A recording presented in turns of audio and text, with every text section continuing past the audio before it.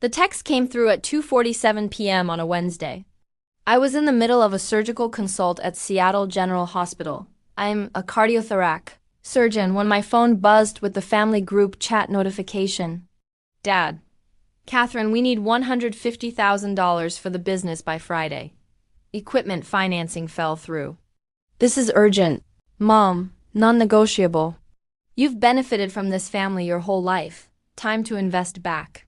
Wire transfer details attached. Brother, Marcus. Come on, Kath. Family business needs family support. You make doctor money. This is nothing to you. I excused myself from the consultation and read the messages again in the hallway.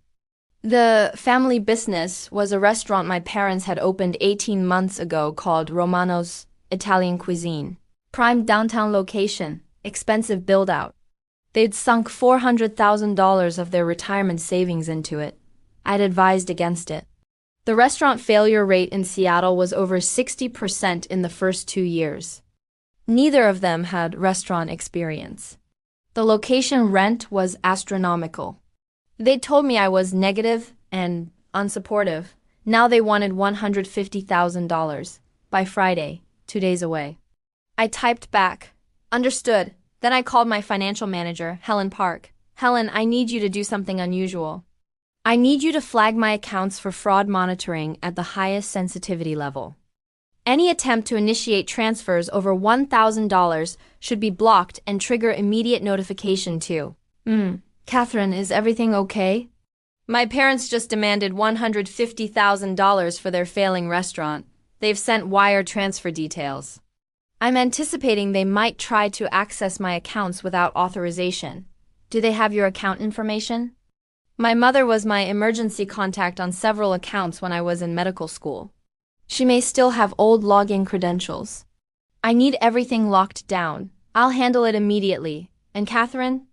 Change all your passwords, now. I spent the next hour updating every password, enabling two-factor authentication, and adding biometric verification to every financial account I had. Then I waited. The call started at 6:14 p.m. First Dad, I declined. Then Mom, 3 times in succession. Declined. Then Marcus, answer your phone, they're freaking out. I responded. I said I understood their request. I didn't say I'd fulfill it. Marcus, are you serious right now? They need that money. Me, then they should speak with their bank about a business loan like any other business owner. Mom, we raised you, we clothed you. We paid for your education. This was the narrative they always returned to. The "we sacrificed everything for you" story. Here's the reality. I'd gone to college on a full academic scholarship. Medical school on a combination of scholarships, loans, and my own earnings from research positions. My parents had contributed exactly $8,000 total over 8 years of higher education, $1,000 per year, which barely covered textbooks. Meanwhile, Marcus had dropped out of college after 1 year.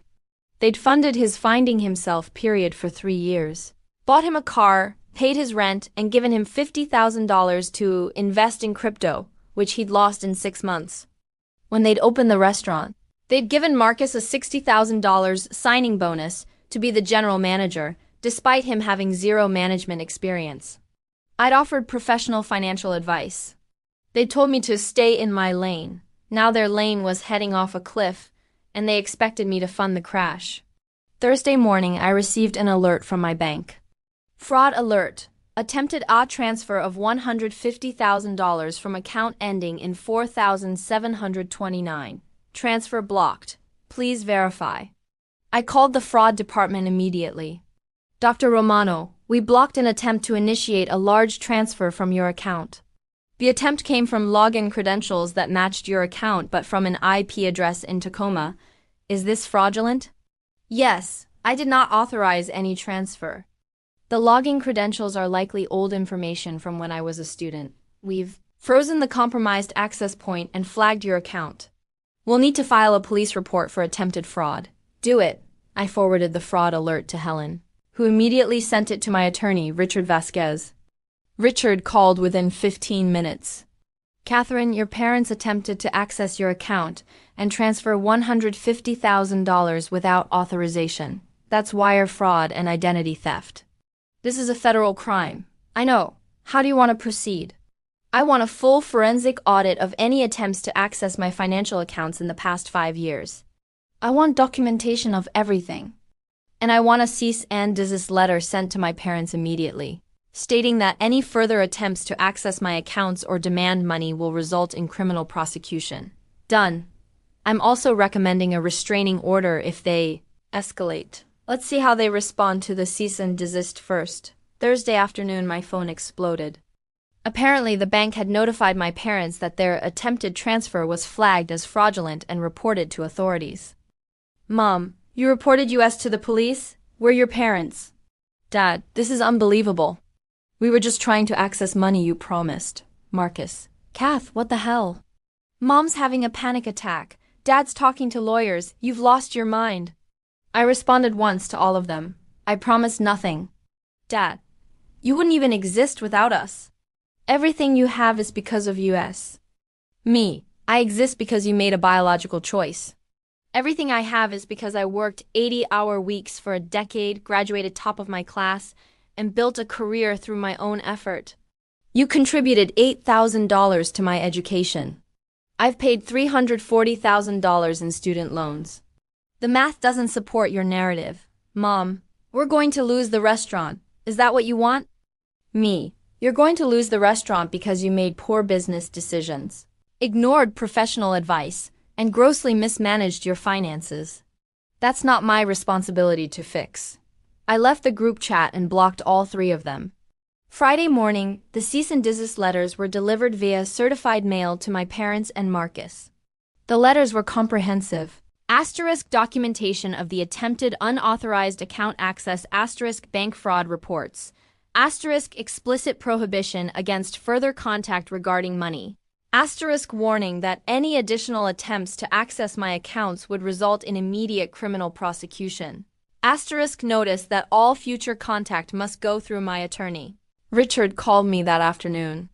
Your father's attorney just contacted me.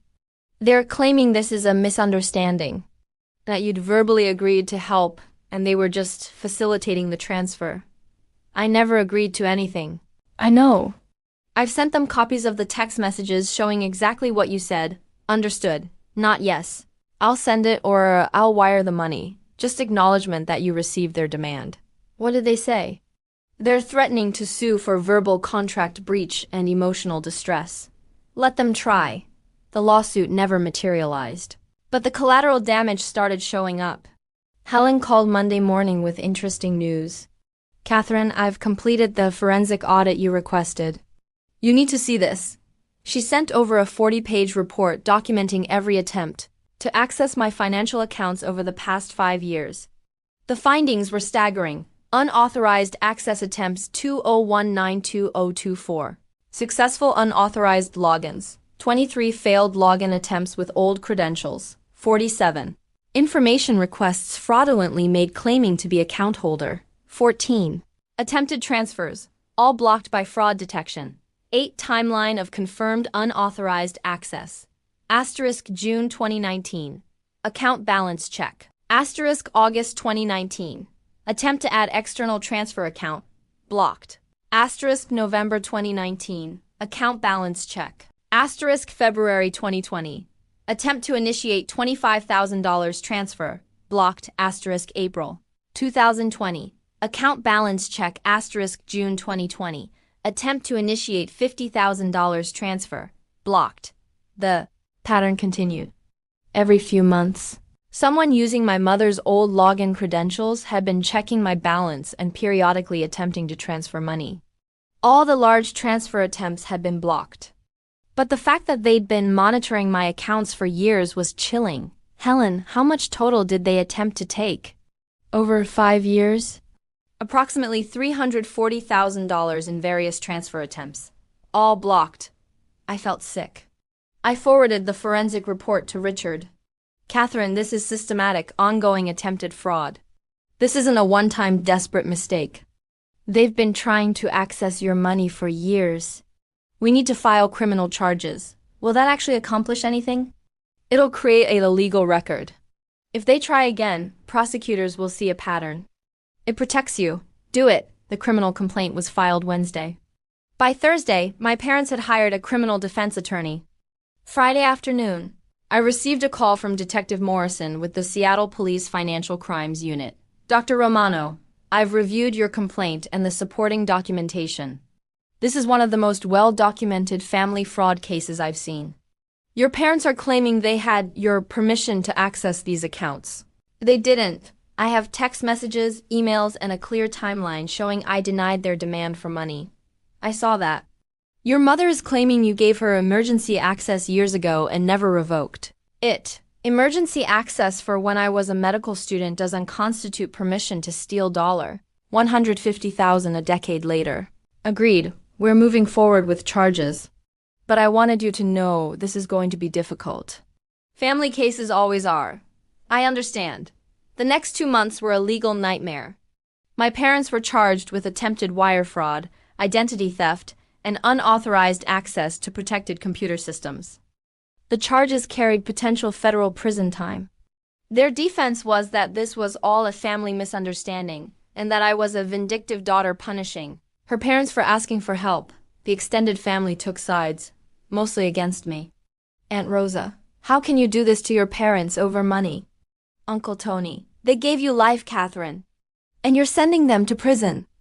Cousin Maria, this is insane. They're in their 60s. They could go to jail because you're greedy. Only my cousin Julian understood. Your mom tried to get my banking info last year. Said it was for a family emergency fund. I said no. She didn't speak to me for 6 months. You did the right thing. The prosecution offered a plea deal. My parents would plead guilty to unauthorized computer access, a misdemeanor, avoid jail time, serve 2 years probation, pay restitution of $15,000 in damages for my legal and security costs, and be permanently barred from accessing my financial information. Their attorney advised them to take it. They refused. They wanted a trial. They were convinced a jury would side with poor parents over their rich, ungrateful daughter. The trial was scheduled for 6 months out. In the meantime, something interesting happened. Romano's restaurant failed, exactly as I'd predicted. They closed after 20 months of operation, having lost their entire $400,000 investment, plus an additional $200,000 in debt. The business autopsy was predictable. Poor location choice. Menu prices too high for the market, inexperienced management, Marcus, excessive overhead, and no marketing budget. Everything I'd warned them about. My mother called from a number I didn't recognize. I answered by mistake. Catherine, the restaurant is gone.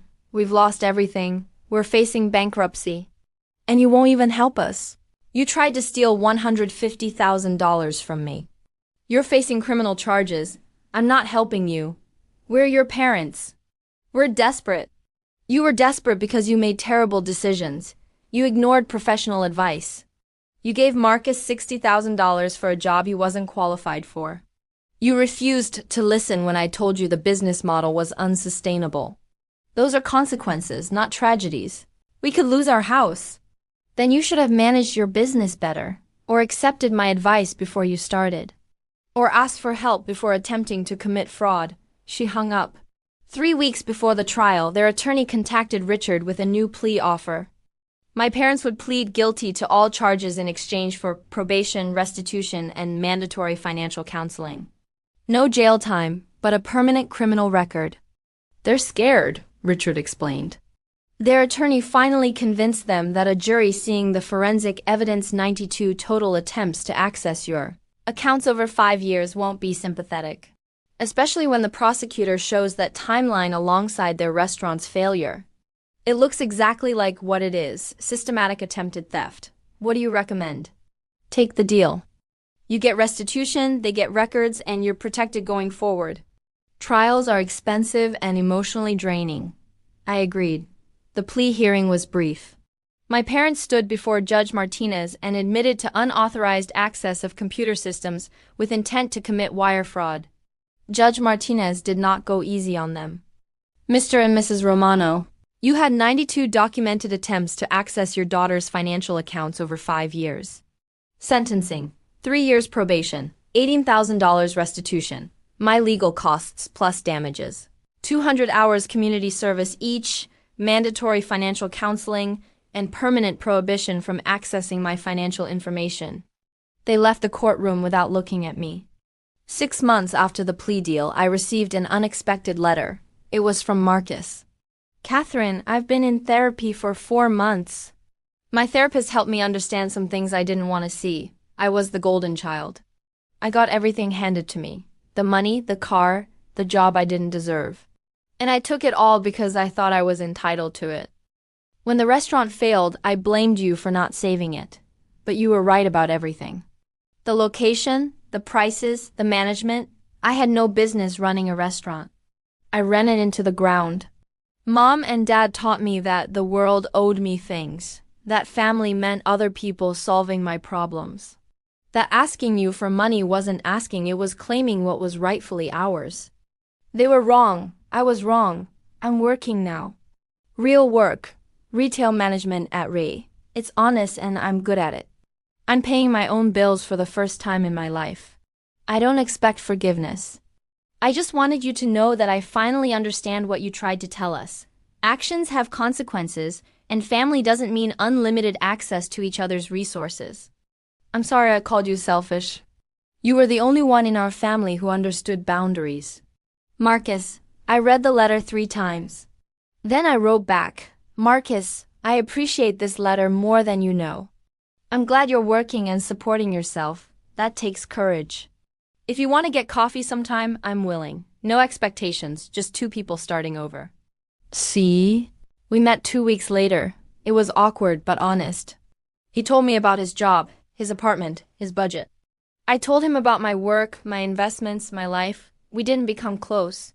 But we became real. 1 year after the plea deal, my parents declared bankruptcy. They lost their house, their cars, and most of their possessions.